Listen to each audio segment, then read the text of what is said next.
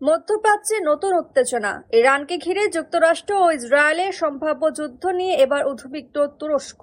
শুধু তাই নয়, ওয়াশিংটন যদি ইরানের ভেতরে কুর্দি গোষ্ঠীগুলোকে সমর্থন দেয়, তাহলে বড় সংকটে পড়তে পারে তুরস্ক ও আমেরিকার সম্পর্ক।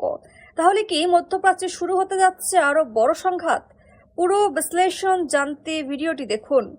সম্প্রতি একটি ইরানি ক্ষেপণাস্ত্র প্রতিহত করা হয়েছে, যা সম্ভবত তুরস্কের দিকে যাচ্ছিল বলে ধারণা করা হচ্ছে। এই ঘটনাকে কেন্দ্র করে তুরস্কের নিরাপত্তা উদ্বেগ আরও বেড়ে গেছে। একই সঙ্গে তুরস্কের আরেকটি বড় দুশ্চিন্তা হলো যুক্তরাষ্ট্রের সম্ভাব্য কৌশল। বিভিন্ন প্রতিবেদনে বলা হচ্ছে, ওয়াশিংটন ইরানের ভেতরে সরকার বিরোধী গোষ্ঠীগুলোর সঙ্গে যোগাযোগের বিষয়টি বিবেচনা করছে। এর মধ্যে কুর্দি গোষ্ঠীগুলোর কথা উঠে এসেছে। এই বিষয়টি তুরস্কের জন্য বিশেষভাবে সংবেদনশীল, কারণ অতীতে সিরিয়ায় কুর্দি গোষ্ঠীগুলোর সঙ্গে যুক্তরাষ্ট্রের সহযোগিতা আঙ্কারা ও ওয়াশিংটনের মধ্যে বড় ধরনের উত্তেজনা তৈরি করেছিল। তুরস্ক মনে করে বাইরের শক্তির মাধ্যমে ইরানের শাসন ব্যবস্থা পরিবর্তনের চেষ্টা মধ্যপ্রাচ্যে আরও অস্থিরতা তৈরি করতে পারে।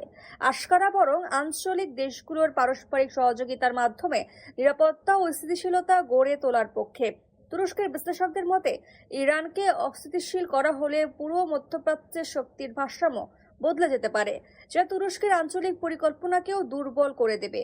এই পরিস্থিতিতে তুরস্ক যুক্তরাষ্ট্রের কাছে দুটি বিষয় প্রত্যাশা করছে: সংঘাত যেন আঞ্চলিক অস্থিরতায় রূপ না নেয় এবং ইসরায়েলকে সংযত রাখতে ওয়াশিংটন কার্যকর ভূমিকা পালন করে।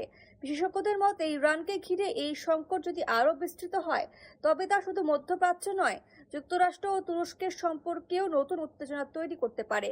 মধ্যপ্রাচ্যের এই সংকট কোথায় গিয়ে থামবে তা এখনই বলা কঠিন। তবে স্পষ্ট যে ইরানকে ঘিরে চলমান উত্তেজনা শুধু একটি দেশের নয়, পুরো অঞ্চলের ভবিষ্যৎ পাল্টে দিতে পারে। আপনি কি মনে করেন মধ্যপ্রাচ্যের এই সংঘাত আরও বড় যুদ্ধে রূপ নিতে পারে? আপনার মতামত জানাতে ভুলবেন না।